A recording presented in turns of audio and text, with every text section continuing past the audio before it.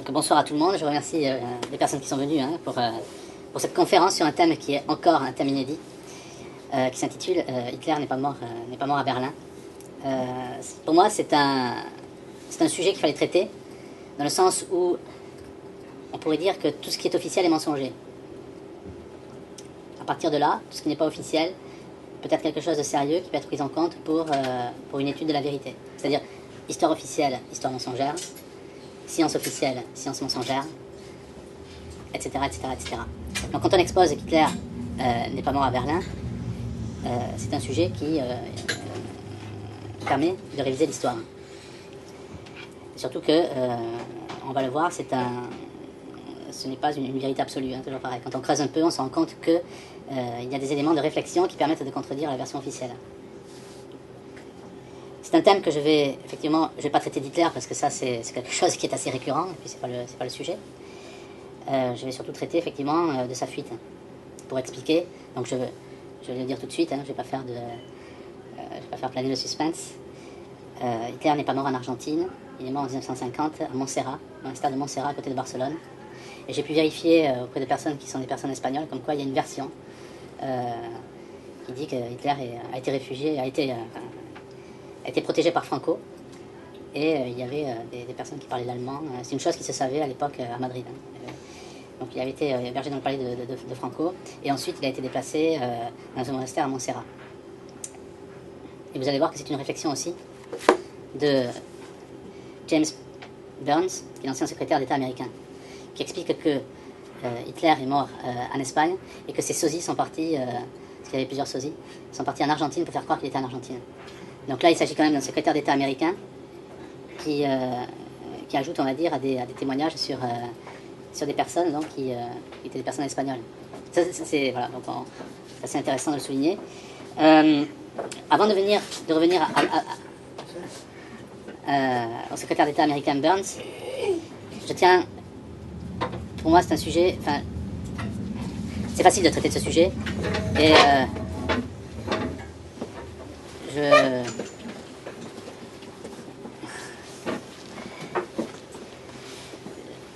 en tout cas, je salue le travail de personnes qui sont très courageuses, comme personnes pour lesquelles j'ai effectivement la plus grande admiration. Ils ne sont pas connus pour être catholiques, mais en tout cas, ils n'en sont pas moins courageux.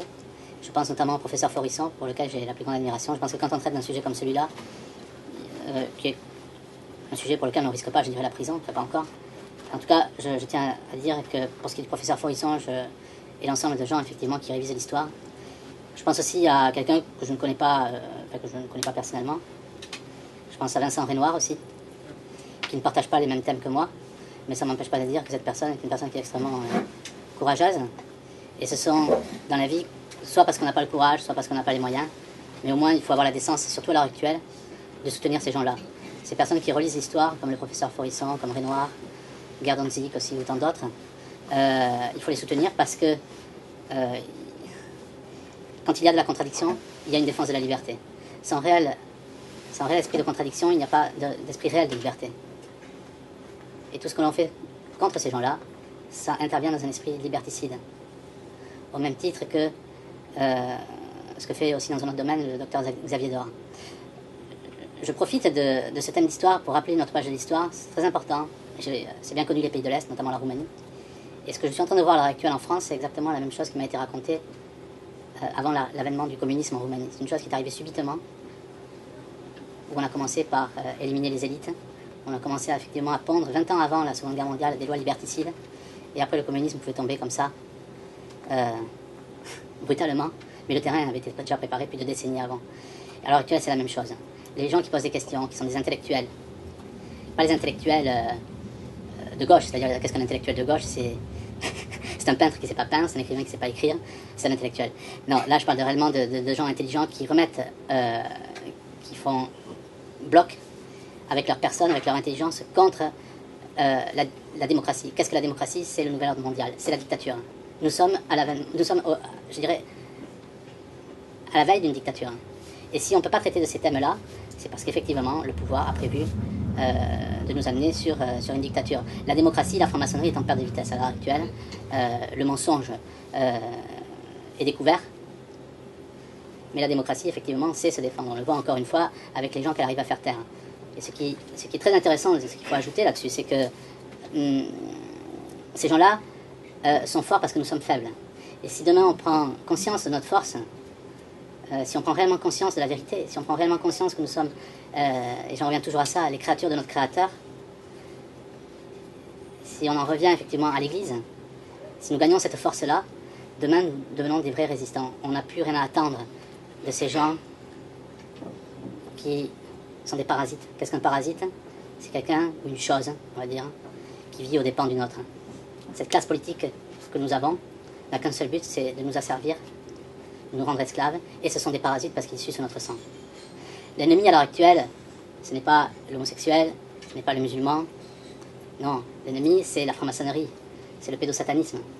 Ce sont toutes ces choses-là. C'est pour ça qu'il faut s'unir, et si on n'a pas le courage, et il n'y a pas de mal à ne pas se sentir courageux pour certaines choses, quelquefois c'est le hasard qui fait qu'on est amené sur le devant de la scène, mais en conclusion de mon introduction, soutenez des gens comme le professeur Faurisson, soutenez Vincent Renoir, soutenez Dore aussi dans un autre cadre.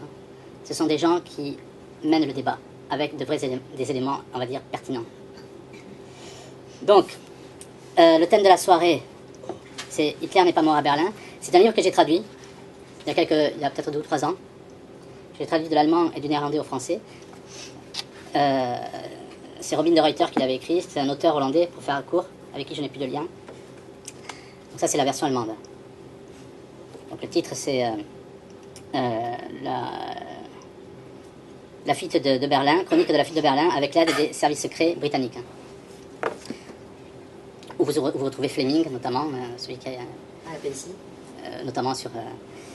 on retrouve, en fait, c'est l'histoire de James Bond 007. Ah, d'accord. Voilà.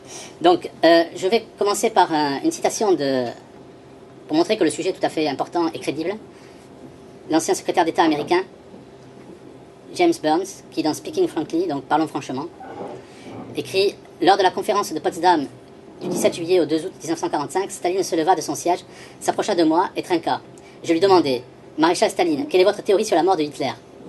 Staline répondit « Hitler n'est pas mort, il s'est enfui en Espagne ou en Argentine. » Et dans son livre, donc, après cette citation, James Burns affirme que les services secrets britanniques et américains ont utilisé des sosies d'Hitler. Il y avait même des concours. Dans ce livre, vous avez une palanquée de sosies d'Hitler. Donc il dit, voilà, ils ont utilisé des sosies d'Hitler pour détourner l'attention du monde sur l'Argentine, loin de l'Espagne. L'attention du monde sur l'Argentine, loin de l'Espagne. Il survécut pendant des années en Espagne, alors que des sosies opéraient encore pour lui en Argentine. C'est-à-dire que cette théorie qui a cours à l'heure actuelle, quand vous dites Hitler n'est pas mort à Berlin, c'est de dire, bon, il a pris le large, il est parti en Argentine, et l'histoire de l'Espagne, qui est connue par certains Espagnols d'un certain âge, vous retrouvez cette théorie par un secrétaire d'État américain. Donc vous voyez que cette théorie d'Hitler qui est parti en Espagne, on va voir comment il est parti en Espagne, c'est en fait le but de la soirée. Heure par heure, minute par minute, nous allons retracer et suivre sur ses pas l'échappée du Führer. Donc Hitler ne s'est pas suicidé. Hitler a réussi à évacuer son bunker et fuir Berlin le 30 avril 1945. Dans son livre Hitler was a British Agent, Greg Hallett, c'est quelqu'un qui attaque pas mal aussi la famille royale anglaise, les traitant de pédosatanistes, etc. Et de gens qui n'ont aucune légitimité pour occuper le pouvoir en Angleterre. Peut-être ce sont des dérivés du Talmud, tout simplement. Bon, ça c'est encore notre sujet. Mais Greg Hallett traite de ces sujets-là, c'est tout à fait intéressant.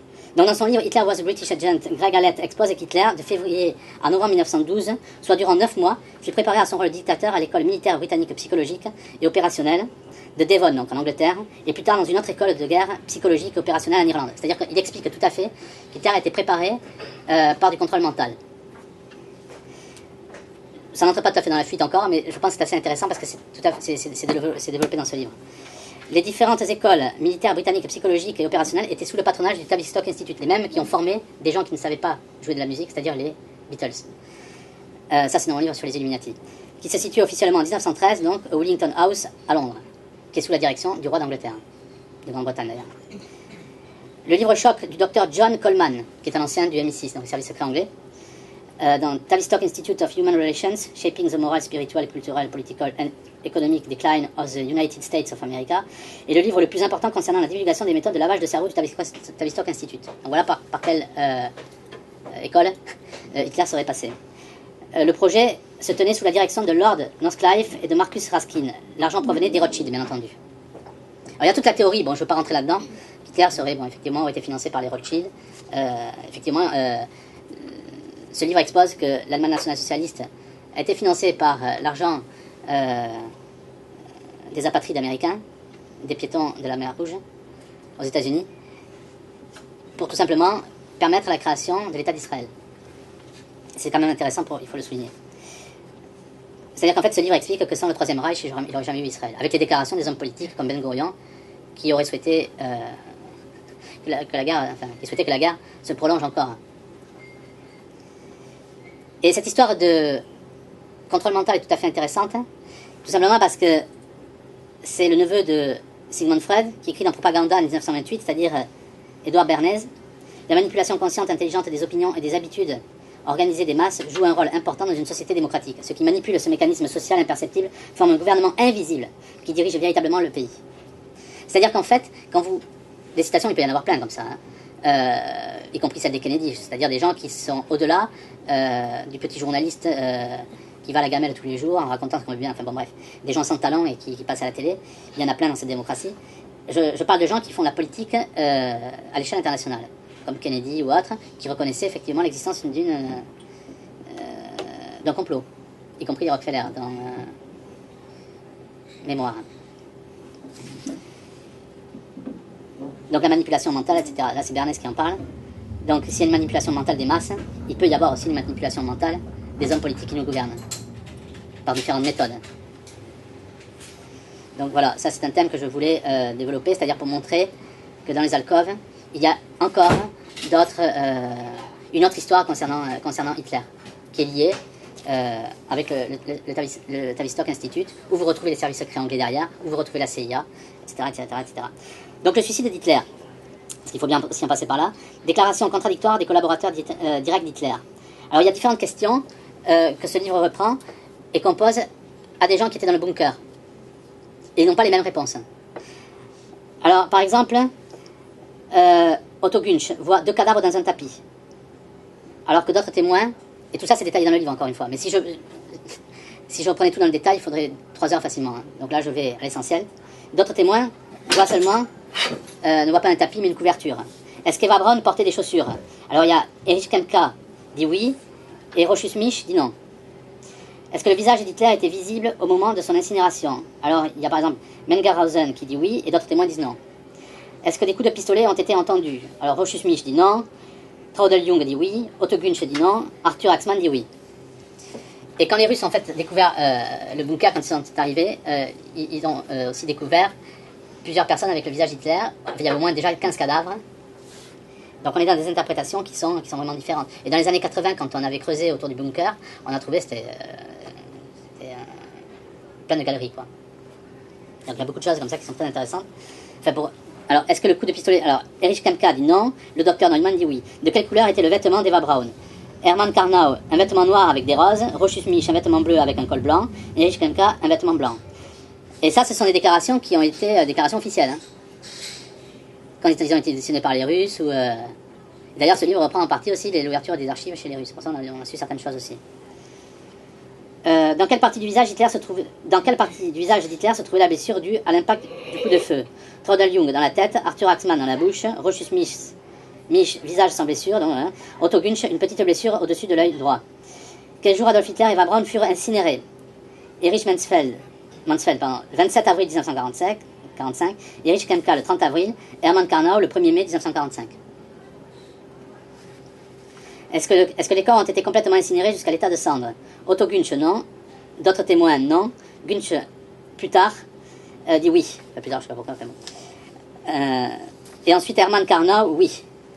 Donc il y a toute une divergence comme ça. On voit bien que ça... Vous comprenez un peu la suspicion de Staline sur la mort d'Hitler dans le bunker. Les sosies d'Hitler. Il n'existe aucun doute que pendant les derniers jours du Troisième Reich, dans le jardin de la chancellerie, plusieurs incinérations se sont déroulées. Dans son livre I Was Hitler's Maid, en 1940, l'auteur Pauline Kohler se souvient de 5 sosies d'Hitler. C'est une proche d'Hitler. Hein. Des sosies connus d'Hitler étaient son chauffeur préféré Julius Schreck, le célèbre acteur Andreas Kornstedt, ainsi qu'Heinrich Berner et Gustav Weber. C'est tout à fait intéressant parce que si certains sont partis en Argentine, le 9 juin, lors d'une conférence de presse en présence des journalistes britanniques, américains, français et russes, le commandant soviétique de Berlin, le général, donc en 1945, le 9 juin 1945, hein, le commandant soviétique de Berlin, c'est le général Nikolai Bézarine, affirme « Nous avons trouvé plusieurs corps dans la chancellerie qui portaient le nom du Führer sur leurs vêtements. » Joseph Grieg, un journaliste de guerre américain, annonça le 15 mai 1945 que dans les ruines de la chancellerie, 6 cadavres brûlés correspondaient plus ou moins à la description d'Hitler. Donc il y a plusieurs personnes qui sont des gens sérieux, qui parlent effectivement de personnes qui ressemblent à Hitler. Le problème, c'est qu'on va voir, c'est qu'ils ressemblent tous à Hitler, mais il n'y en a pas un seul qui est l'authentique, on va dire. L'opération Testament, c'est le nom que porte l'opération qui est montée par les services secrets britanniques pour qu'Hitler parte du bunker. Donc en janvier 1946, le général Helmut Weidling, qui était alors interné dans un camp de prisonniers en Union soviétique, donna une longue déclaration du protocole dans lequel il remettait en question la théorie du suicide d'Hitler. Le nom allemand du plan d'évasion d'Hitler était Opération Testament. Les Britanniques lui attribuèrent le nom de code de Winnie the Pooh. L'opération entreprit l'évasion d'Hitler du bunker le 30 avril 1945 et du territoire allemand le 2 mai 1945.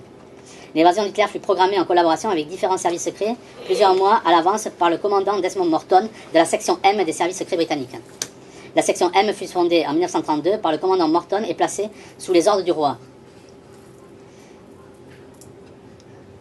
Ian Fleming était l'adjoint directeur de la section M. Fleming était un agent secret, il travaillait pour Reuters à Moscou.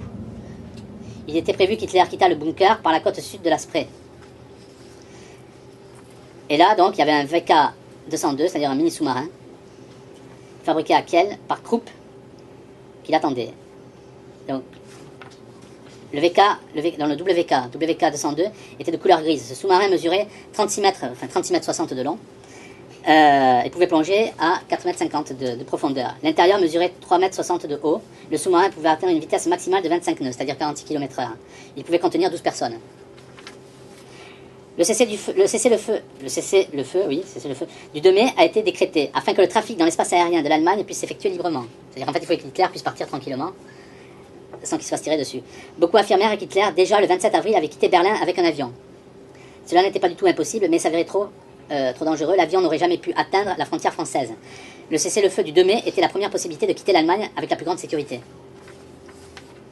Donc comment ça se passe? Là maintenant on va regarder l'évasion d'une manière très précise. Je suis obligé de lire, hein. Je ne peux pas faire autrement, je suis un peu désolé. Donc le 30 avril 1945, à 15h30, Eva Braun est assassinée. Ceci est connu de personne. Eva Braun n'aurait pas choisi librement de mourir. Peu de temps auparavant, elle avait écrit une lettre à ses parents dans laquelle elle déclare qu'il n'avait aucun souci à se faire. S'il n'avait aucune nouvelle d'elle pendant une longue période. Elle pensait s'enfuir avec le Führer qui la sacrifia. En fait, c'est un peu la déception, quoi. Donc 15h30, elle est assassinée. 15h35, Hitler demeure caché dans le bunker. 15h40, le général Wilhelm Mohnke donne l'ordre de fermer toutes les portes en acier donnant accès au bunker. En fermant tous les accès, on prêta attention à ce que personne n'était resté à l'intérieur. Arthur Axmann, je parle pour les témoignages, successeur de Baldur von Schirach à la tête de la jeunesse des jeunesses hitlériennes en 1940, assura que tous les abris des résidents habitués dans le bunker étaient bien fermés. Le cadavre du sosie d'Hitler fut placé dans une couverture et son visage fut recouvert. À 16h, le bunker du Führer est vide. Avec Arthur Axmann, Hitler quitta sa cachette pour se dissimuler à côté de la salle de garde. 16h05. Heinzling, Otto Gunsch et Erich Kempka sont appelés. Leur mission est de brûler les cadavres. 23h, sur le commandement de Johann Rettenhuber, les cadavres du sosie d'Hitler et d'Eva Braun furent enterrés par 3 membres de la SS et par Franz Schedel, le chef du Begleitkommando, troupe destinée au service d'Hitler. Donc ça c'est 23h. Une heure après, à 24h, le reste de l'élite nationale-socialiste établit un contact radio avec le quartier général russe et envoie un ambassadeur chargé de demander si le maréchal Zhukov était prêt à recevoir le général Hans Krebs pour parler d'un cessez-le-feu d'une durée d'1 jour, soi-disant pour préparer la capitulation allemande. En fait, ça n'était rien. Comme je l'ai dit, c'est pour assurer la sécurité, avoir un vol le plus sûr possible. Le 1er mai, le cessez-le-feu fut fixé à 24 heures, de 24 heures pardon, à 7h15. À 16h15, donc le 1er mai, Anna Reich, donc qui est connue pour être cette femme pilote très courageuse donc, du Troisième Reich, qui d'ailleurs avait proposé de faire des opérations kamikazes à Hitler, et Hitler avait refusé justement. À 16h15, donc, Anna Reich établit sur l'île au Pan, atterrit avec l'île au Pan avec un hydravion, un Junker, à côté du sous-marin, voilà. Hitler quitte le sous-marin et monte dans l'hydravion. Les soviétiques avaient compris que quelque chose se passait sur l'eau et ouvrirent le feu sur les deux engins. Un des bateaux fut touché et a été coulé, l'autre bateau prit la fuite. L'avion avec Hitler à bord se positionna contre le vent, décolla et se dirigea à moyenne altitude vers le Grand Müggelsee. Donc là on est à Berlin toujours. À 16h42, la machine atterrit à proximité de la rive sud-ouest où Hitler monta dans un bateau à moteur. Il fut salué par 2 Britanniques, habillés avec des uniformes d'officiers russes. Il s'agissait de Ian Fleming, le deuxième commandant de service secret de la marine britannique, et Caroline Saunders, plus tard première directrice femme du MI6. À 2h du matin, un Westland Lysander 3A britannique atterrit sur une petite île à proximité de la rive sud-ouest du Großen Müggelsee. Quand Hitler arriva, il monta sans perdre de temps dans le Westland, donc dans cet avion, équipé d'un réservoir supplémentaire. Anna Reich escorta l'avion dans son Junker à Barcelone. C'était un vol calme. Le 2 mai, il y eut un cessez-le-feu qui permet aussi bien aux avions britanniques qu'allemands de quitter l'Allemagne sans qu'un seul tir ne soit effectué. Anna Reich vola ensemble avec, donc escorta l'avion vers Barcelone, où elle fut accueillie par le ministre des Affaires étrangères, Ramon Serrano Suner. L'Espagne était une enclave sûre. Le 21 avril 1945, le général Franco offrit un séjour sûr au cadre de l'Allemagne nationale-socialiste. Franco et son beau-frère Ramon Serrano Suner offrirent à Hitler la possibilité de se cacher. Avec l'aide du MI6, ils prêtèrent à l'Espagne un statut de transition afin que personne ne puisse demander des comptes à l'Espagne. Depuis le déclenchement de la guerre, la fuite d'Hitler était prévue en Espagne. Depuis 1939, von Ribbentrop était en contact avec Ramon Serrano Suner. Hitler resta jusqu'à sa mort à Barcelone.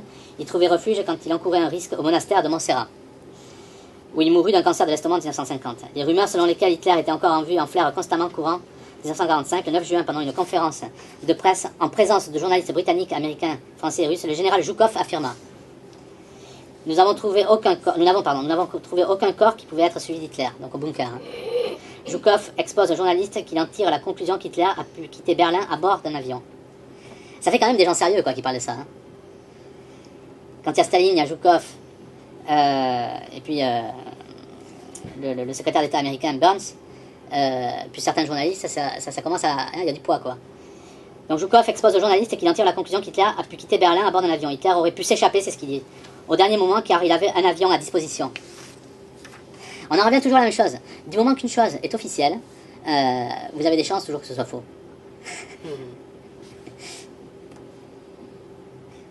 Le scepticisme russe. Quand les soviétiques sont entrés le 2 mai dans le bunker d'Hitler, ils étaient épuisés, effrayés, extrêmement tendus. Si Hitler était mort, alors ses restes devaient se trouver quelque part. Les premiers cadavres qui furent identifiés le 5 mai étaient ceux de la famille de Goebbels. Joseph Goebbels, ça c'est très intéressant, détail très intéressant. Joseph Goebbels était facilement reconnaissable en raison de son pied beau.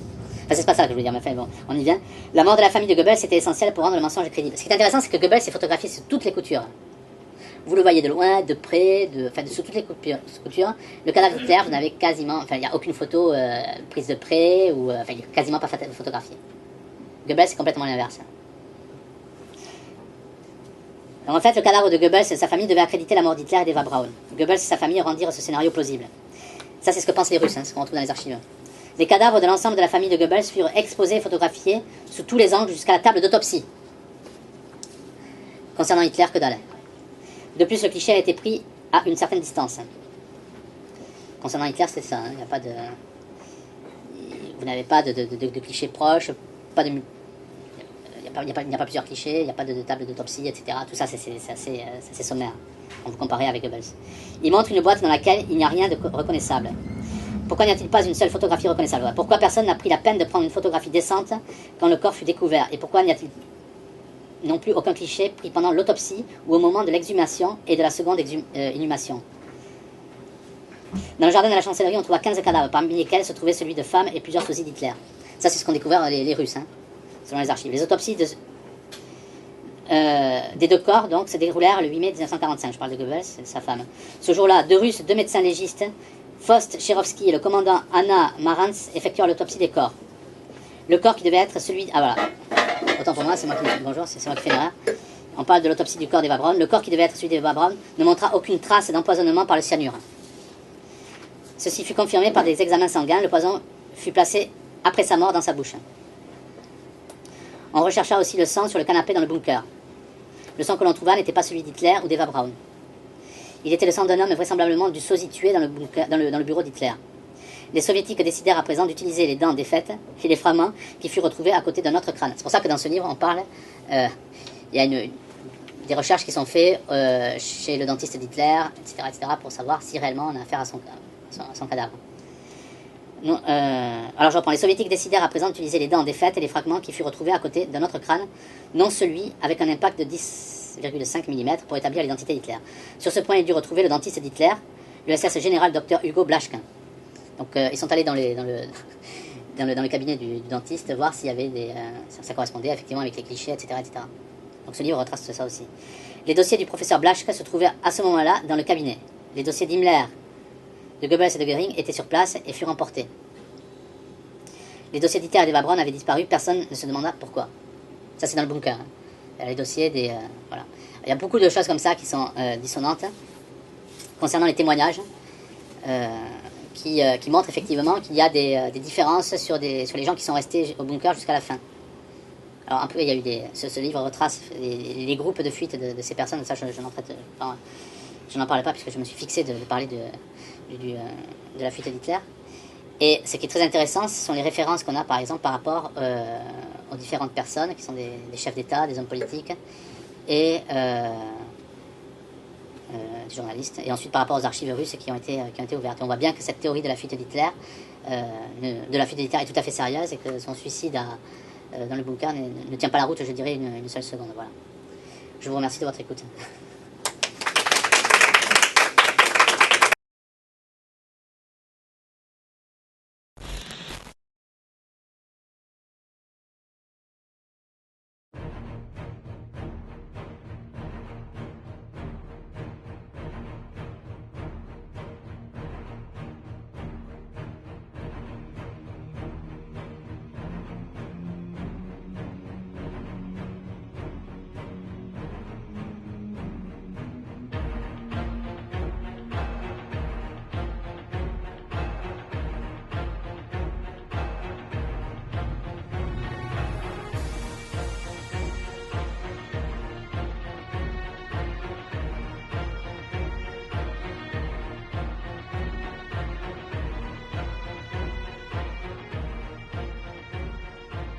Les forces soviétiques sont entrées dans la capitale allemande et désormais ils encerclent le Führerbunker. La fin de la guerre la plus dévastatrice de l'histoire approche, mais une histoire plus méconnue est sur le point de commencer. Depuis le 16 janvier 1945, Hitler vit aux côtés de proches collaborateurs dans ce qu'on nomme le Führerbunker, un complexe souterrain construit au centre de Berlin. Mais Hitler vit toujours. Il vit ses derniers instants. Au dernier moment, il épouse sa maîtresse Eva Braun. Se disant déjà marié à l'Allemagne, il avait toujours refusé de l'épouser. Il tue sa chienne Blondie, Eva Braun avale une capsule de cyanure et lui mord dans la capsule de cyanure, puis se tire une balle dans la bouche. Dans son testament, daté du 29 avril, Hitler demande à ce que son corps soit incinéré. Pendant 3 jours, les soviétiques fouilleront le bunker à la recherche du corps d'Hitler, et ce n'est que le 4 mai qu'ils trouveront le corps du Führer et de sa femme dans un trou d'obus à quelques mètres de leur bunker. C'est la dentition qui permet d'identifier Hitler. Les restes d'Hitler vont être alors transportés jusqu'à Bourg, avant d'être enterrés dans la forêt de Rathenau et ensuite à Magdebourg. Et ils seront déplacés une dernière fois dans les années 70 pour être incinérés. Mais le KGB a quand même conservé le crâne, même si des analyses ADN récentes ont prouvé qu'il ne s'agissait pas du crâne du Führer. En effet, en septembre 2009, l'hebdomadaire britannique The Observer affirme que ce fragment de crâne est en réalité celui d'une femme âgée de 20 à 40 ans. Et non, même si on peut se poser la question, non, il ne s'agit pas non plus du crâne d'Eva Braun. Ça, c'est la version historique, celle qu'on nous enseigne à l'école. Mais ce n'est pas la version de tout le monde. Dès l'annonce de la mort d'Hitler, des témoignages de personnes ayant reconnu Hitler apparaissent de plus en plus, mais à des endroits parfois très éloignés les uns des autres et quasiment au même moment. Cependant, une théorie semble plus crédible que les autres, et cette dernière nous conduirait tout droit en Argentine. Mais la façon exacte dont Hitler se serait enfui de Berlin, ça reste encore largement discuté. Bob Bauer, un ancien agent de la CIA, aidé de plusieurs spécialistes et de documents déclassifiés du FBI, avance l'hypothèse que Hitler se serait enfui d'Allemagne pour aller en Argentine. Il en retrace alors le trajet du Führer de Berlin jusqu'en Amérique du Sud. Lenny Depot, l'ancien commissaire de police américain, découvre que le jour suivant la dernière apparition publique du Führer, de nombreux nazis se sont enfuis d'Allemagne en avion. Et parmi ces avions, on a retrouvé un bagage appartenant à Hitler. Et des traces de soldats nazis ont aussi été retrouvées au monastère de Samos en Espagne, et un témoin aurait même reconnu Hitler. Ensuite, avant d'aller en Amérique du Sud, Hitler aurait fait une étape sur les îles Canaries. Lenny Depot et le journaliste Gerard Williams y découvrent l'existence d'une base sous-marine allemande de la Seconde Guerre mondiale, alors encore méconnue. Des sous-marins allemands auraient été vus au printemps et à l'été 1945 au large de la Patagonie. C'est avec un membre des forces spéciales américaines et de 2 archéologues que Bob Bauer va fouiller un refuge situé dans la jungle argentine, et ils y retrouveront des pièces frappées sous le Troisième Reich. Et toutes ces découvertes n'auraient sûrement pas pu être possibles sans la déclassification de nombreux documents du FBI. Selon les documents déclassifiés du FBI, nous pouvons affirmer que le gouvernement savait qu'Hitler s'était échappé. Non seulement les documents nous apprennent que le suicide d'Hitler et de sa femme ont été truqués, mais aussi que le couple avait reçu l'aide d'Alan Dulles, le directeur de l'Office des services stratégiques, l'OSS. Ce même document nous apprend que l'OSS était aussi au courant pour la fuite de nombreux autres hauts responsables nazis vers les côtes argentines. Dans une lettre au bureau datée du mois d'août 1945, un informateur non identifié accepte d'échanger des informations contre l'asile politique. Cet informateur avait connaissance de la présence du Führer en Argentine. Il a donné des indications sur le trajet d'Hitler et ses hommes, ainsi que des descriptions physiques qui ont donné du coup de la crédibilité à son discours. Selon lui, le gouvernement argentin a accueilli et aidé Hitler à se cacher. Mais malgré ces témoignages, le FBI n'a jamais lancé d'enquête. En 1945, l'attaché des forces navales américaines à Buenos Aires informe Washington d'une forte probabilité pour que Hitler et Eva Braun se soient cachés en Argentine. Et fait troublant supplémentaire, même après la mort officielle d'Hitler, le général Eisenhower avait écrit à la Maison Blanche émettant ses doutes et évoquant la possibilité d'une fuite. Et même Staline aurait déclaré ne pas croire en la mort d'Hitler, même si bon, j'ai pas trouvé énormément de choses à ce sujet. Mais c'est loin d'être terminé. Simone René Guerreiro Dias, une doctorante brésilienne, affirme dans son ouvrage que Adolf Hitler est décédé à 95 ans en Amérique du Sud. D'après ses dires, il se serait rendu en Argentine, au Paraguay, puis ensuite au Brésil. Il se faisait appeler alors Adolf Liespig. Ouais, il devait sûrement y tenir pas mal à son prénom. Selon elle, il aurait choisi le nom de Liespig car il s'agit du lieu de naissance de Wagner, le compositeur préféré du Führer. Et il s'affichait même apparemment avec une petite amie noire. Apparemment, il a changé. Ah, tout le monde peut changer, bah oui. Et donc il s'affichait avec une petite amie noire et une photo aurait été prise et la voici. Et c'est flou, et oui, peut-être que c'est Hitler, peut-être que non, parce qu'au final, on ne distingue pas grand-chose. Elle a également recueilli le témoignage d'une religieuse polonaise qui visitait des malades au début des années 80 dans un hôpital de la région. Celle-ci aurait reconnu Hitler et l'aurait rapporté à sa supérieure, qui lui aurait demandé de garder le silence, ordre venant du Vatican.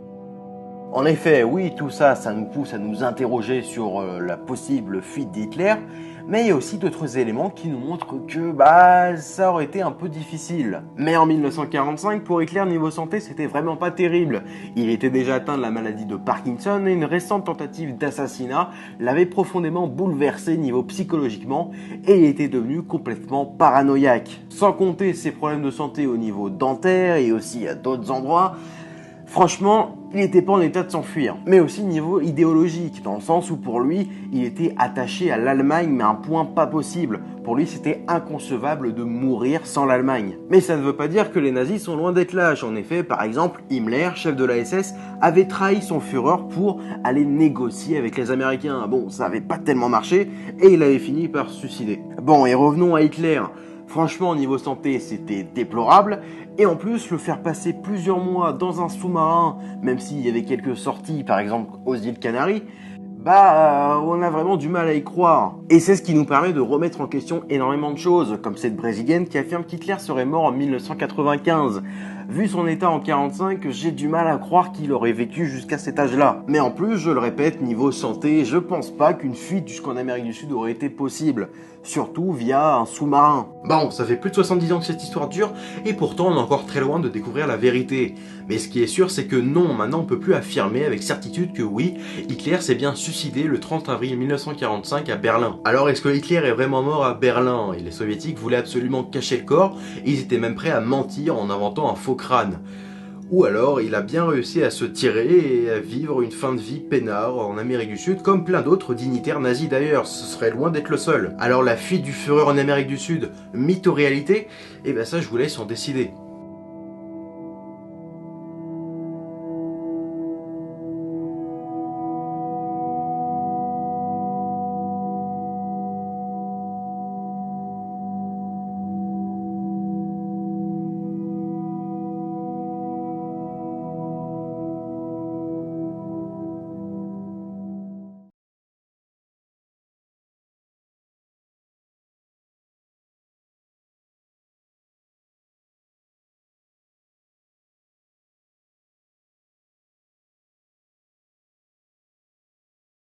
Bonjour Maurice Attard, vous êtes ce qu'on appelle un des derniers survivants de la guerre de 39-45.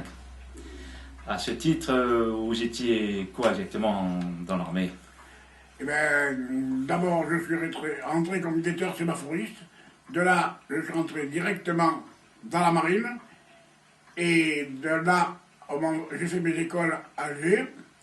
D'Alger, je suis parti sur Casablanca. Et de là, on m'a versé dans l'aéronaval.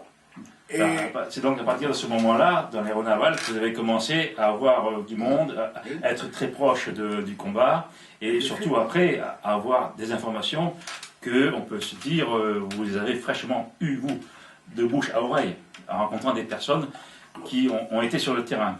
Qui ont été sur le terrain, mais que j'ai rencontrés bien après la guerre, parce que de mon escadrille, il y en a qui sont partis en Allemagne, de partout. Nous, on a toujours pensé que Hitler s'était suicidé dans son bunker. Alors, vous dites que c'est pas vrai. À mon avis, non, et en plus que je possède un livre qui a été écrit en 1947, donc 2 ans après la guerre, et j'ai retrouvé en 1993 un article qu'il y a sur ce livre, quand il y a eu l'histoire du KGB en Russie. Il raconte la même histoire que je trouve dans mon livre qui date de 1947. Oui. Et sur l'histoire d'Hitler, que, à mon avis, il n'est pas mort à Berlin. Bon, qui c'est ce monsieur qui vous a dit qu'il n'est pas mort à Berlin? Vous avez rencontré quelqu'un qui... Monsieur Pelas. Et qu'est-ce qu'il a vu? Eh bien, il se trouvait à Berlin à l'époque, justement, de la Libération, et qu'il est, comme il est photographe, en en plus. Donc il connaît bien son métier, il s'est bien observé. Quand il est descendu dans le bunker à l'endroit où Hitler est mort, il n'y avait aucune trace de sang. Oui. Donc, se tirer une balle dans la bouche, comme ils ont dit, il devrait y avoir des traces de sang. C'est impossible. Et d'après lui, il m'a affirmé que, par un moyen quelconque, il suppose que Hitler est parti à Hambourg. D'Hambourg, il a pris un sous-marin. Et il est parti pour l'Argentine, sans doute, parce que dans ce livre, il raconte que Hitler a fait 2 sous-marins les plus modernes possibles. Un, il était armé jusqu'aux dents, avec 18 passagers à bord, et l'autre, qui avait le même numéro, il avait un ravitaillement pour au moins 3 mois à l'intérieur. La preuve qu'ils l'ont arrêté au mois de juillet en Argentine, et il a encore du ravitaillement pour 1 mois. Et à l'intérieur, ils étaient plus de 50 personnes. Donc les sous-marins sont bien partis en Argentine. Oui. Ce photographe, dans la version officielle, c'est Hitler s'est suicidé dans son bureau, hein, dans son bureau. Dans son bureau.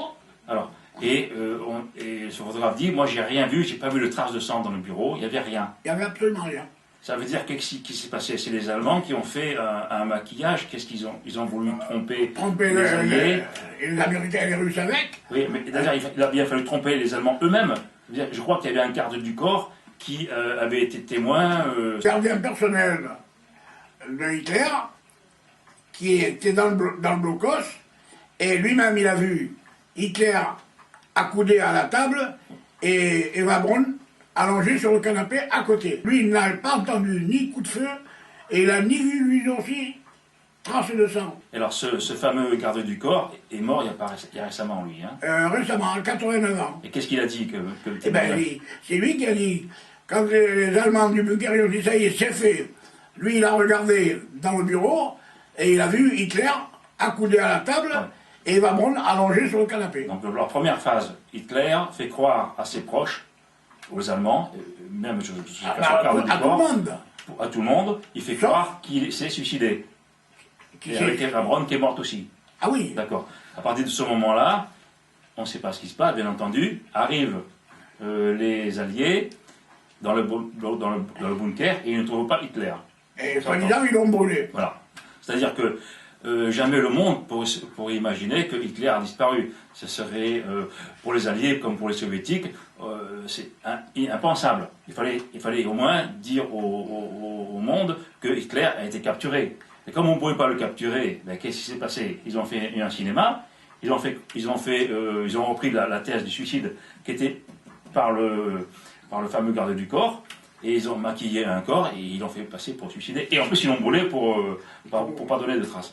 Donc effectivement ça s'oriente bien vers une mascarade. Hein, Et même dans le document que j'ai, que le garde-corps de Hitler, le dernier, qui est avec lui, il a bien dit, Hitler lui aurait dit personnellement, je ne veux pas mourir comme Mussolini, je ne veux pas être pendu.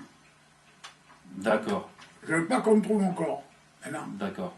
Alors, est-ce que vous aurez des éléments pour savoir qu'est-ce qui se serait passé lorsque Hitler aurait quitté le bunker juste avant vous me dites qu'il serait parti dans un sous-marin?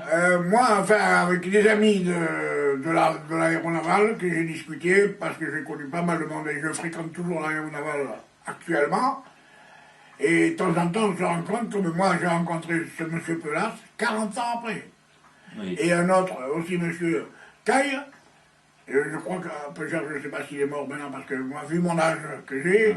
Hitler aurait donc pris un sous-marin et serait parti en Argentine. Deux sous-marins identiques, les plus puissants qu'il a fait au dernier moment, mais les deux sous-marins portaient le même numéro, donc il y avait un sous-marin de déclaré et un camouflé. On a deux sous-marins.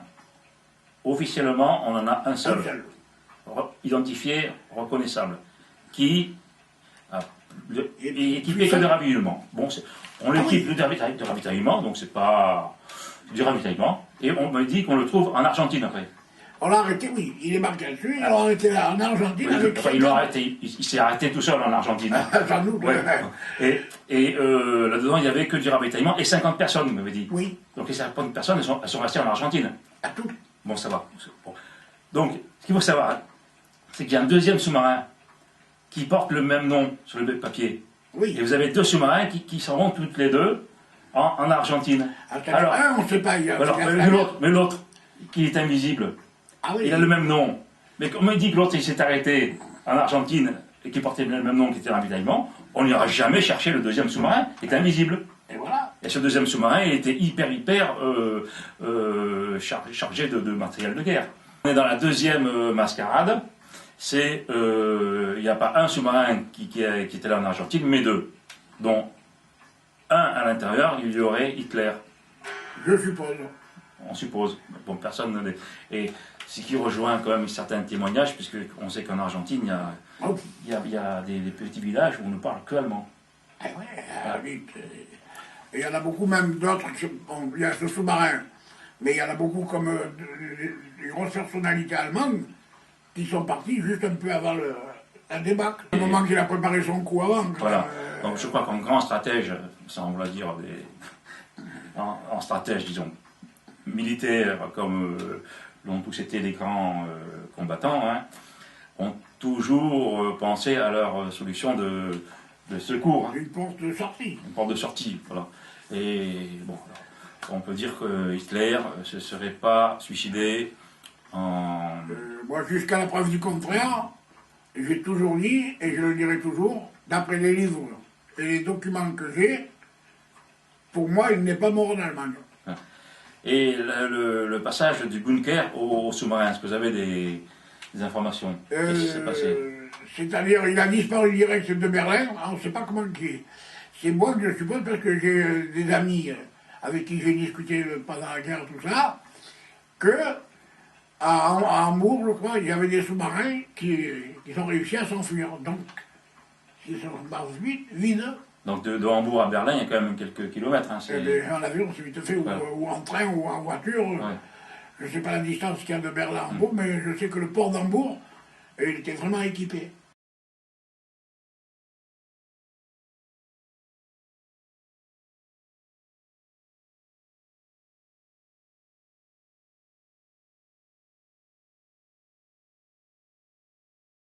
Quand Hitler il est mort et qu'on l'a mis dans les couvertures, eh bien, ils se sont aperçus qu'il a des chaussettes reprisées. Donc ça peut prouver que c'est pas lui. Parce que quand même Hitler, il n'avait pas de chaussettes reprisées. Pour vous, Hitler serait mort en Argentine? Pour moi, oui, j'ai toujours pensé à ça. Et le dernier homme qui était avec Hitler, et qui a dit exactement ce que mon ami a vu. Donc, je suis obligé d'analyser que il n'est pas mort dans un bunker. Parce qu'en se tirant une balle dans la bouche, du sang, il est obligé d'en avoir de partout. Hein. Le gardien d'Hitler, là, il est mort à 89 ans, et il n'y a pas longtemps. Et tout ce qu'il a dit lui, je le savais moi depuis 47, et après, au fur et à mesure des réunions avec l'aéronaval, j'ai rencontré les amiraux, j'ai rencontré pas mal de monde. Ils ont répondu comme moi. Je vous remercie, monsieur Attard, de ce témoignage. Hubert Attard, bonjour, on vous connaît, vous êtes un ufologue et un chercheur. On peut supposer que ça pourrait très bien être une mise en scène qui a été faite dans l'intention que ceux qui étaient présents dans le bunker et qui ne faisaient pas partie, disons, de cette fuite, du plan de fuite, eh bien, il est très possible qu'ils ont monté ça dans l'intention que s'il y en avait qui s'en échappaient, ils pourraient témoigner qu'ils ont vu Hitler mort, mais physiquement, ils ne l'ont pas vu. On ne peut pas dire qu'il dit l'avoir vu totalement mort, puisqu'il avait vu passer devant lui enveloppé dans des draps. Donc, on peut très bien le mettre vivant dans des draps. Il l'a vu couché sans sang, sans aucune trace de sang dans son bureau, alors que la version officielle, c'était qu'il s'était donné un coup de pistolet 7,65 dans la bouche. Qu'est-ce que vous pouvez nous dire au sujet de cette affaire des sous-marins allemands, ces derniers modèles qui auraient permis à Hitler de s'échapper? L'armée allemande, la science allemande avait réussi à mettre au point, notamment les U-10 qui étaient des cargos, les U-21 et les U-23 qui étaient des sous-marins gigantesques. Un de ces sous-marins-là a été affrété pour transporter un ou plusieurs même des hautes personnalités qu'il y avait à l'époque. Donc tous ces éléments concordent pour dire que peut-être un de ces sous-marins ultra perfectionnés a pu très bien faire la traversée jusqu'aux Amériques du Sud, jusqu'à l'Amérique du Sud. Après, bon, que s'est-il passé? A-t-il organisé quelque chose ou quoi? Je ne sais pas. Il n'était en tout cas pas aussi malade et mourant qu'on voulait le faire prétendre. Et ça, c'est son garde du corps personnel qui, dans cette interview, le dit. Donc il avait quand même sa tête. Il était assez machiavélique pour imaginer un plan de fuite comme ça.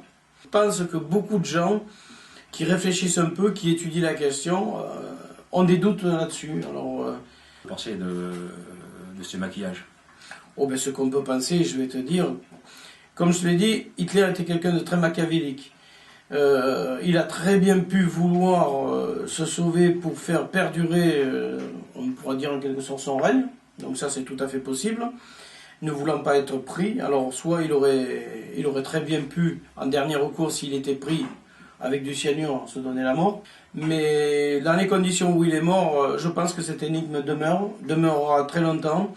J'ai des documents vidéo où on voit effectivement des enterrements de chefs nazis dans les années même 80 qui ont été rendus avec des honneurs, avec les honneurs allemands. Donc ça date des années à peu près 80, j'ai un de ces documents vidéo là où on le voit. Alors la chose est tout à fait possible pour que dans les années 50, puisque ce serait dans les années 50 qu'il serait mort, donc une dizaine d'années après la fin de la guerre, peut-être un peu plus, je ne sais pas. On peut supposer que il a réussi à s'enfuir par l'intermédiaire de l'avion et d'un sous-marin. Après, où est-il allé? Est-il resté sur place? Est-il allé dans cette fameuse base antarctique, là où peut-être des sous-volantes allemandes se seraient réfugiés, ce qui est possible, qui n'est pas une certitude, hein. Attention, entendons-nous bien, hein. Je ne vais pas dire oui, les sous-volantes allemandes existent. J'ai dit il y a beaucoup de probabilités qu'il le laisse supposer. A-t-il organisé une sorte de résistance qui se continue de nos jours? Tout est possible. Et pourquoi les Soviétiques et les Américains auraient menti, nous auraient menti? Oh, les pourquoi et les raisons, elles sont multiples. Je vais te dire, déjà, on sait que ce soit les Américains, même les Français, on sait qu'ils ont permis à de nombreux Allemands de s'enfuir, même d'être protégés, même la France en a protégé. Pour quelles raisons? Eh bien, certainement, ou ils connaissaient, ils avaient des informations qui pouvaient en déranger certaines autres personnalités, ça c'est possible. Maintenant, ils avaient aussi des informations ou techniques, parce qu'il ne faut pas oublier qu'ils ont fait énormément de recherches. Et évidemment, c'était tout un savoir et une technologie qui intéressait les Russes, les Américains et bien d'autres. Alors, qui peut savoir si une partie des archives qui auraient été sauvées, ça n'aurait pas été aussi une sorte de monnaie d'échange pour se sauver, et en échange, ils donnaient des informations que leurs laboratoires ont pu, pendant des années, mettre au point. Il semble que beaucoup de gens aient du mal à parler un petit peu de cette affaire-là. Il faut dire que c'est encore frais dans les esprits de beaucoup de monde. Il y a beaucoup de gens qui ont leur père, leur grand-père ou quoi, ou de leurs ancêtres proches qui sont morts. Donc c'est une affaire qui est très dérangeante. Et imagine ce qui se passerait si les preuves étaient fournies, comme quoi que Hitler c'était qu'un sosie. Il faut aussi se repencher sur les analyses qui auraient été faites et qui ont montré qu'il y avait des lacunes au niveau de ce corps calciné qui a été retrouvé. Et il y a un doute important qui subsiste quant à l'authenticité que c'était vraiment Hitler. Alors imagine si une telle information était divulguée. Donc on a été manipulé. L'opinion publique a été manipulée. Je pense que ceux qui croient qu'on n'est pas manipulé, à mon avis, ceux-là devraient un peu se réveiller. Parce que c'est à cause de leur endormissement que actuellement nous allons aussi mal. Alors si tout le monde se réveillait un peu, peut-être que les choses iraient mieux. Alors réveillons-nous. Voyons les choses un peu en face et ne nous contentons pas de ce que la télévision nous raconte ou de ce que les journaux nous racontent. Mais il faudrait creuser, chercher, pour rencontrer peut-être des personnes qui maintenant parlent. Ça, c'est l'affaire de Roosevelt. C'est exactement la même chose. Et des années après, les gens ont commencé à parler. On a étouffé cette affaire, on continue à essayer de l'étouffer. Là aussi, on est sûr et certain qu'on nous a menti. Donc, encore un autre cas. Est-ce qu'il en faut encore d'autres de cas? Il y en a des multiples.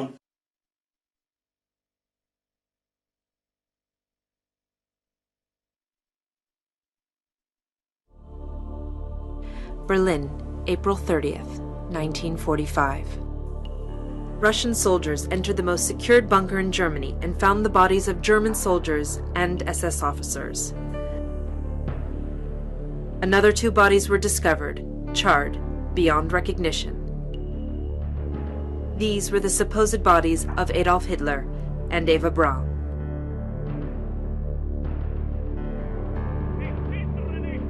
A few months later, new testimonials emerged from people who admit to seeing Hitler 1,000 kilometers away from Europe, in South America, Argentina. Was Hitler's suicide faked? Perhaps Hitler organized a way to flee Europe.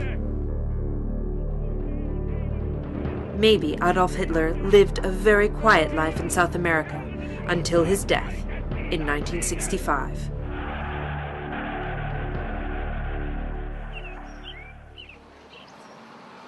Argentina, La Falda, in a province of Cordoba. Pioneers who came here in the end of 1800 built this village.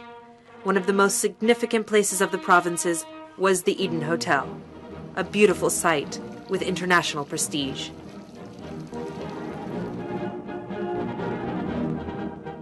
En esa época el Eden Hotel recibió a Redes, presidentes, Einstein. Era conocido internacionalmente por el prestigio que tenía. La falda era un búnker nazi, eso era obvio. Cada vez que Alemania ganaba algún país o tenía alguna victoria, había fiesta y aparte que se festejaba fuertemente en el Hotel Edén.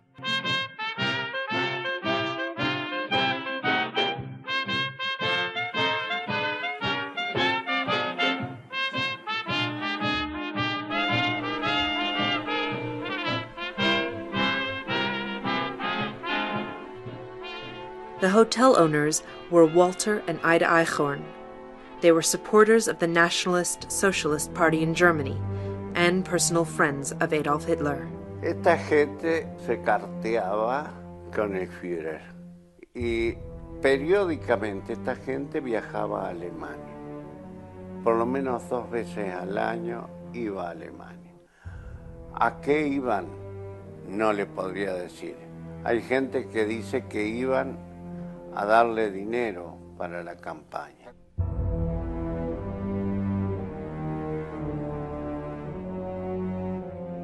No hay ninguna persona que haya sido más allegada y afín a Hitler que ellos dos. O sea, había una relación ahí muy loca, o sea, muy profunda, y a mí no me cabe ninguna duda que Hitler pudo llegar a donde llegó gracias al apoyo de ellos. Hitler le mandó de regalo un Mercedes-Benz, que fue el primer Mercedes-Benz que vino a la Argentina. Un regalo personal de Adolfo Hitler a la señora Ida Eichhorn.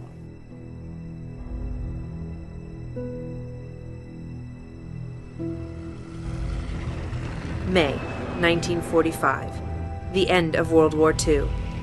The end of the Third Reich. Europe is free again. The Allies publish an official declaration that they found the bodies of Adolf Hitler and Eva Braun. Patrick Burnside, researcher and author of the book Hitler Escapes, has posed many questions about the investigation of Hitler's death. Cualquier situazione policial di un evento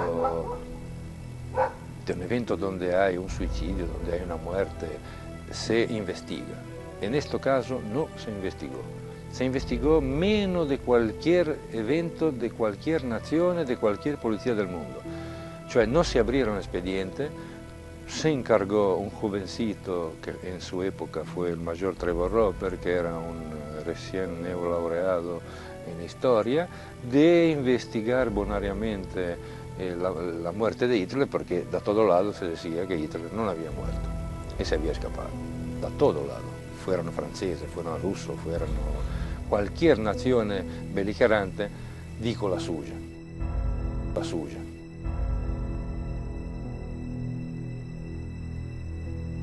In a meeting between Stalin and American Secretary of State James Burns a few weeks later after the war ended, Stalin said, almost certainly, Hitler escaped to Argentina. In the meantime, President Roosevelt formed a unit of the FBI to investigate Hitler's whereabouts.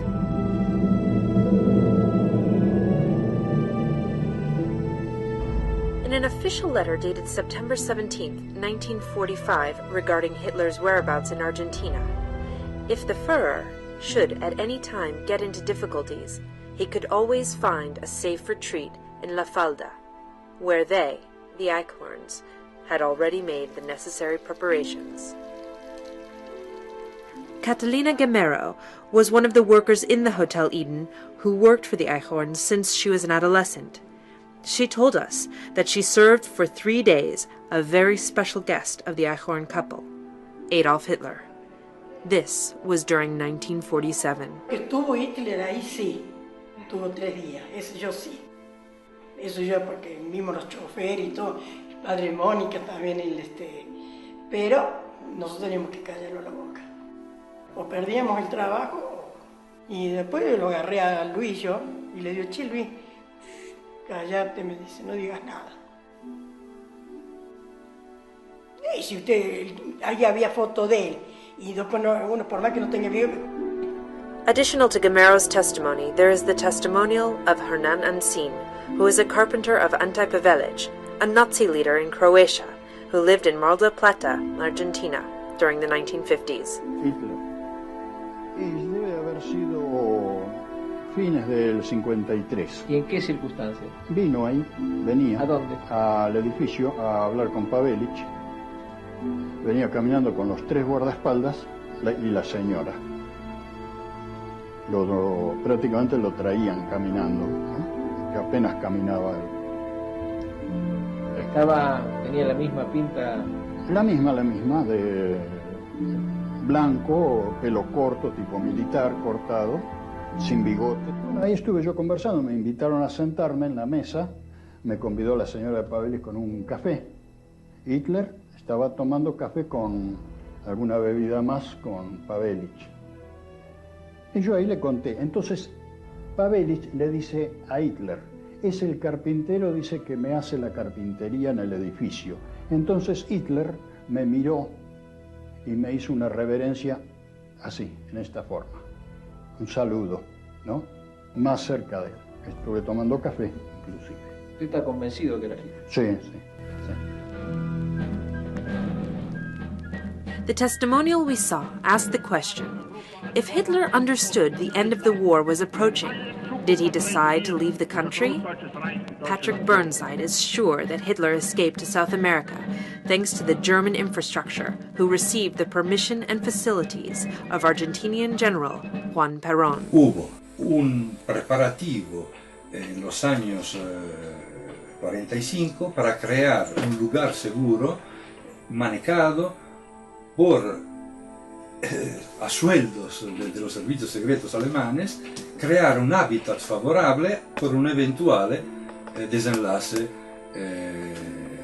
no favorable a Hitler. Pero los documentos liberados, docenas, indican que Hitler y su señora, llamámosla así, llegó a la Argentina con 2 U-Boot, una noche de mediados de julio de 1945. No, pero él de morir murió en Argentina, eso yo lo apuesto. Porque él daba vuelta acá en la Argentina, él no se fue de acá. Y él no murió allá en Alemania tampoco.